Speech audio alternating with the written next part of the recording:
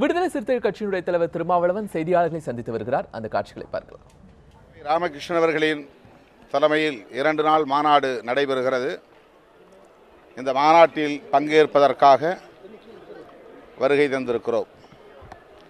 சாதி ஒழிப்பு, சமூக நீதி, சுயமரியாதை, மகளிர் விடுதலை என்கிற மகத்தான கொள்கைகளை இந்த மண்ணில் பரப்பியவர் தந்தை பெரியார் அவர்கள். தமிழக அரசியல் களத்தில் மட்டுமின்றி அகில இந்திய அளவிலும் அவருடைய பங்களிப்பு மகத்தான தாக்கத்தை ஏற்படுத்தியிருக்கிறது. அவருடைய உழைப்பின் விளைவாக ஒடுக்கப்பட்டவர்களும் மிகவும் பிற்படுத்தப்பட்டவர்களும் இன்றைக்கு கல்வியிலும் வேலைவாய்ப்பிலும் அதிகார பகிர்வை பெற முடிந்திருக்கிறது. அரசியல் அதிகாரத்திலும் இன்றைக்கு அடித்தட்டு மக்கள் தங்களுக்குரிய பங்கை பெற முடிந்திருக்கிறது. இத்தகைய சமூக மாற்றங்களுக்கு தந்தை பெரியாருடைய உழைப்பு முக்கிய பங்காற்றியிருக்கிறது என்பதை நினைவு கூர்ந்து இந்த நினைவு நாளில் அவருடைய கொள்கைகளை பரப்புவதற்கு உறுதியேற்போம். தொடர்ந்து அவருடைய கருத்துக்களை முன்னெடுப்போம்.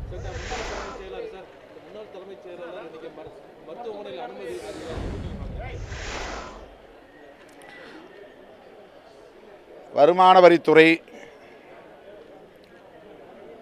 சில நடவடிக்கைகளை மேற்கொண்டிருக்கிறது. அது இன்னும் முடியவில்லை. தொடர்ந்து புலனாய்வில் இருக்கிற ஒரு சூழலில் அது பற்றி கருத்து எதுவும் சொல்ல இயலாது.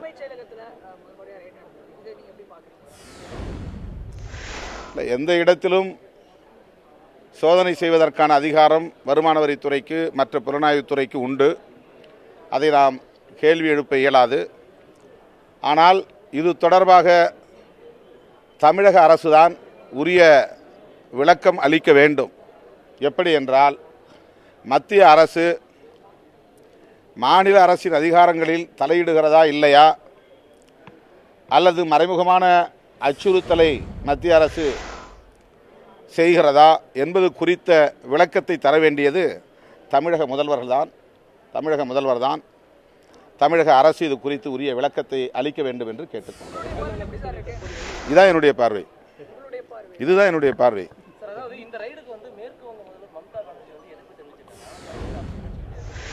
அதுதான் சொல்கிறேன். அது தமிழக அரசியல் கட்சிகள் சொல்ல வேண்டும் என்பதை விட தமிழக அரசு சொல்ல வேண்டும். மம்தா பானர்ஜி ஒரு முதல்வராக இருந்து பாரதிய ஜனதா ஆளாத மாநிலங்களில் மத்திய அரசு இப்படிப்பட்ட நடவடிக்கைகளில் ஈடுபடுகிறது என்று துணிந்து சொல்கிறார். தமிழக அரசு இதுவரையில் அது பற்றி கருத்து சொல்லவில்லை, சொல்ல வேண்டும். பொதுக்கூட்டத்தில் ராகுல் காந்தி பார்த்தீங்கன்னா முக்கிய பணங்கள் அனைத்தும் வெளிநாட்டில் பதுக்கப்பட்டிருக்கிறது, நிலங்கள் மற்றும் தங்கமாக இது பண்ணியிருக்கு, இது மோடி அரசோட ஃபெயிலியர் அப்படிங்கிற மாதிரி பொதுக்கூட்டத்தில் பேசியிருக்காரு. தொடக்கத்திலே இந்த கருத்தை தான் விடுதலை சிறுத்தைகள் சொல்லி வருகிறோம். இது பெரிய கார்ப்பரேட் நிறுவனங்களுக்கும் பண முதலைகளுக்கும் பாதுகாப்பாக அல்லது பயன் தரக்கூடியதாக இருக்கும் ஒடுக்கப்பட்டவர்களும் அடித்தட்டு மக்களும் ஏழை எளிய மக்களும் விவசாய கூலி தொழிலாளர்களும் இதில் கடுமையாக பாதிக்கப்படுவார்கள் என்று இதனை நாங்கள் தொடர்ந்து விமர்சித்து வருகிறோம். அந்த அடிப்படையில் தான் வருகிற 28ஆம் தேதி புதுச்சேரியில் மாநாடு நடத்துகிறோம். எப்போதும் போல் இருக்கிறது, நல்லபடியாக இருக்கிறது. ஆமாம், எப்போதும் நாங்கள் ஒரே மேடையில் பேசுவோம், தொடர்ந்து பேசுவோம். யார் அது அதிமுகவினுடைய உட்கட்சி விவகாரம். அதிலே நாம் கருத்து சொல்ல முடியாது. மக்கள் அதிமுகவை ஆளுங்கட்சியாக்கியிருக்கிறார்கள். அரசு அதிகாரத்தை அதிமுகவிடம் ஒப்படைத்திருக்கிறார்கள். அந்த கட்சி முதல்வரை தேர்ந்தெடுக்கவும் பொதுச் செயலாளரை தேர்ந்தெடுக்கவும் அதிகாரம் இருக்கிறது. அது அவருடைய உட்கட்சி விவகாரம்.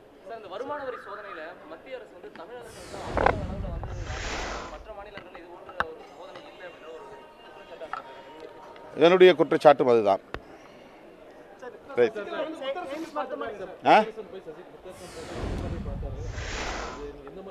இல்லை, அவர் ஆர் நல்லக்கண்ணு அவர்கள் அவருடைய துணைவியார் காலமானதை அடுத்து அந்த இறுதிச் சடங்கில் முன்னாள் முதல்வர் செல்வி ஜெயலலிதா அம்மையாருக்கு அஞ்சலி செலுத்த இயலவில்லை என்பதால் போயஸ் தோட்டத்திற்கு சென்று அங்கே வைக்கப்பட்டிருக்கிற திருவுருவப் படத்திற்கு அவர் மலர் வளையம் வைத்து அஞ்சலி செலுத்திவிட்டு அவருடன் இருந்து பணியாற்றியவர் என்கிற முறையில் திருமதி சசிகலா அவர்களை அவர் சந்தித்திருக்கிறார்.